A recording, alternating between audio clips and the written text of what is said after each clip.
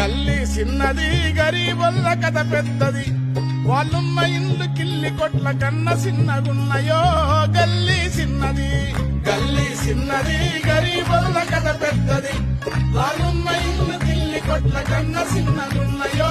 గల్లీ చిన్నది ఎత్తు మనిషి సుట్టమై కొత్త